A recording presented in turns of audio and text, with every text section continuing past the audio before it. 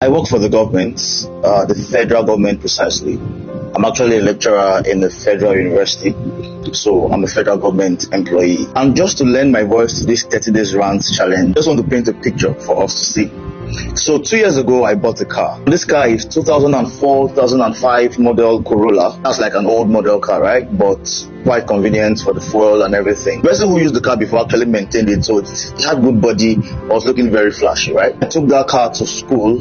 It triggered a whole lot of things, particularly about how I was able to source money to buy that car. Put in mind, this is a 2004, 2005, thereabout Toyota Corolla. I'm sure you all know that vehicle. Senior colleagues began to wonder how I was able to raise money to buy that car. Do you remember that I'm a lecturer at the rank of lecturer 2 in the federal university? There were talks here and there, and then there was this responsibility given to me as a project coordinator. People began to think that based off of that, I had been able to collect money from students to be able to purchase that vehicle. The thinking was that you are still a young boy, a young lecturer in a federal institution. You should not get money to buy that kind of old model car. That is because it was very clear that what we are being paid is not enough to buy you that car, even if you save up in a year or two. No kidding. Somehow they took that position away from me, and it was fine. Now, this was a car that I had saved for up to 2 years to buy. Even after saving for 2 years, the money was not still complete. I still borrowed money from a cousin of mine.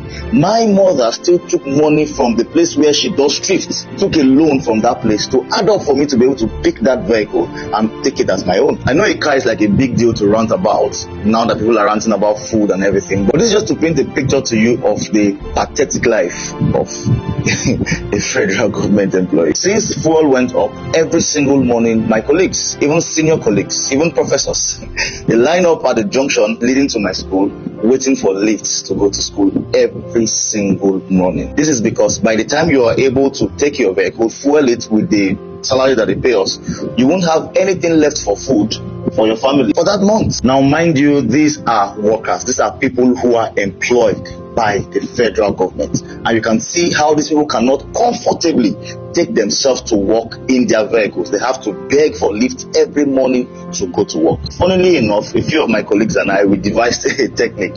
Sometimes we sleep in school so that we can avoid the transportation of the next day, right? So we take our clothes, put in our bags, we go to the office, work overnight, and then wake up in the morning and then do one or two things and continue work the next day.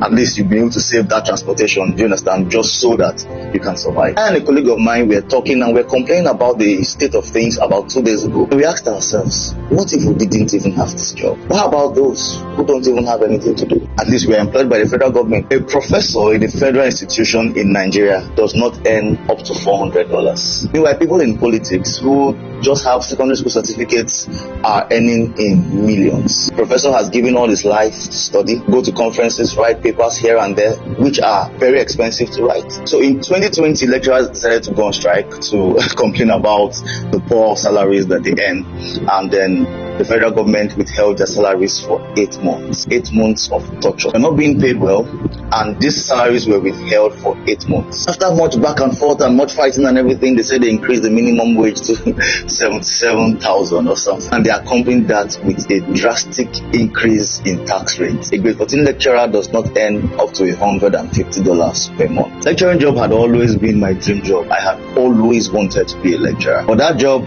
is now my nightmare. There was this case of a student and lecturer that happened about a month or two ago. A lot of videos were flying here and there, how the student assaulted the lecturer and everything, but that is just the way things are at the moment. Students have no regard, no respect for lecturers anymore, because come on man, they drive better vehicles, they have better lives. To be able to go to school most mornings, lecturers have to team up in a group of 4 or 5, take one person's vehicle, contribute small money, fuel it, take it to work for 1 week, and another person's on the next week, and so on and so forth. That's how people cope now. If you spend all your money on transportation, you won't feed, you won't eat, your family will be in hunger. Before the next salary, you are already in so much debt. So salary comes, you clear debt, and you begin to owe again. This is not because you are buying anything anything extravagant. It's not because you are trying to live a flamboyant life. You're just buying the basic necessity. Before it used to be food, clothing, and shelter. Now the basic necessity in Nigeria is just food. Everybody just wants to eat. So your ability to eat is now competing with a whole lot of other things, so that you have to cut down on so many other things just so that you can eat. Even transportation. At least we are even working. At least we even see something to be doing. How about those who don't even have any job? About those who are unsure about where the next 500 naira will come from? How do they survive? How do they do it? Who say yes, Nigerians adapt. Anyhow it is, we'll adapt and everything. But won't you only adapt when you have something to adapt with? In Nigeria today, 80% are poor. About 15% are managing. And there are just 5% who are actually rich and okay. Poverty now is not defined by your inability to provide basic needs of food, clothing, and shelter. It is simply the inability to be able to eat. It's simply the inability now to be able to provide food for yourself and your family. Nigerians just want to eat and survive at this point in time. People have already concluded